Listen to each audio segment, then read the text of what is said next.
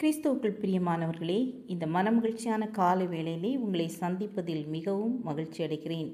இன்றைய தினம் நாம் தியானிக்க இருக்கிற வசனம் ஏசாயா எழுதின தீர்க்கதரிசன புத்தகம் 53ஆம் அதிகாரம் 5ஆம் வசனத்தின் பின்பாகம். அவருடைய தழும்புகளால் குணமாகிறோம். அவருடைய தழும்புகளால் குணமாகிறோம்.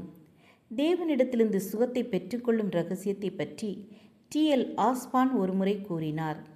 வியாதியை குறித்து 3 காரியங்களை நாம் கவனிக்க வேண்டும். முதலாவது, வியாதிக்கான அறிகுறிகள் என்ன சொல்கிறது.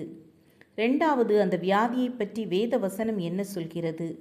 மூன்றாவது, அந்த வியாதியை பற்றி நீ என்ன சொல்கிறாய். இதை பொறுத்ததே நீ குணமடைவதும் குணமடையாததும் என்றார்.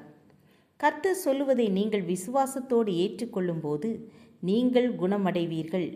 வியாதியின் அறிகுறிகளை கவனித்து அவை சொல்லுவதை நீங்கள் சொன்னால் நீங்கள் சொன்னபடியே இருக்கும். சாலமன் ஞானி சொல்லுகிறார், நீ உன் வாய்மொழிகளால் சிக்குண்டாய், உன் வாயின் வார்த்தைகளால் பிடிபட்டாய். கர்த்தர் மேல் விசுவாசம் உள்ளவன் வேத வசனத்தில் கர்த்தர் கொடுத்திருக்கும் வாக்குத்தத்தத்தை பற்றி கொண்டு விசுவாசத்தோடு ஜெபிப்பான், அற்புத சுகத்தை பெறுவான். விசுவாசியாதவன் வேதம் சொல்லுவதை கவனிக்க மாட்டான். வியாதியின் அகோரத்தை பற்றியும் டாக்டர் சொல்வதை பற்றியுமே சொல்லிக் கொண்டிருப்பான்.